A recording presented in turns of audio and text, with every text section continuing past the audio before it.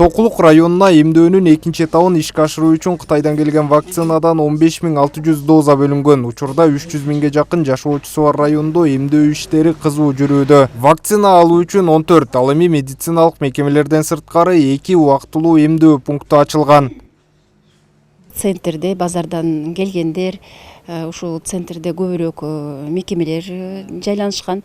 Ошого карата ушул биздин жарандарга жакшы бат келип алып кеткенге шарттар түзүп бердик. Бул жерде азыр прививочный пунктубузда бир дарыгер, бир прививочный медсестрабыз и бир регистратураны өткөзө турган 3 адамыбыз иштеп атат. Москва районунун Беловодская айылындагы музыкалык мектепте убактылуу эмдөө пункту ачылган. Бул жерде коронавируска каршы вакцина алам дегендердин саны арбын. Районго 13.200 доза вакцина берилген. Бүгүнкү күндө 10 пунктта район тургундары эмдөөдөн өтүүдө. Бүгүн ошо ковидке каршы вакцина алдык. Чувство буюрса жакшы. Элдерди айтат элем, эми вакцина алгыла, эми бул баягы ушундай эме кырдаалдын алдын алуу. Кудай буюрса биздин келечек муундарга дагы жайылып жууп кетербес үчүн, алдын алыш үчүн чакырат элем, алгыла. Бул 13.200 доза келди, мындайча айтканда 6.600 кишиге. Биздин райондо 8 мамлекеттик биздин ооруканалардын помещениясында ачылган, кошумча иретинде дагы 2 жерде, внебольничный помещение деп коет, 2 жерде ушу биздин Беловодскийде музыкальный школалар ачылды, анан кийин Александровка айылында дом культурада. Ошону менен бирге бүгүнкү күндө биздин райондо 10 жерде эмдөө иштери жүрүп жаткан учур.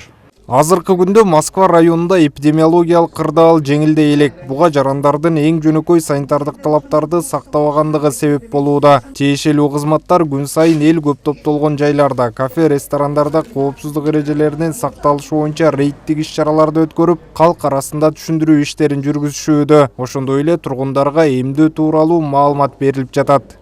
Дүкөндөр, жанандай сода борборлор, жана тамактануучу жайларга барышып, эгерде санитардык нормаларды сактабаган болсо, актыларды түзүшүп, ушундай иш-аракеттерди жүргүзүп жатышат. Андан сырткары биздин Москва районунда 8 үй-бүлөлүк дарыгерлер тобунда бүгүнкү күндө вакцинация жүрүп жатат. Бүгүнкү күндө вакцина бул бирден жалгыз эле бул ооруну жеңүүнүн бир эле жолу болуп жатат. Ошол себептен бардыгын чакырып кетмекчимин.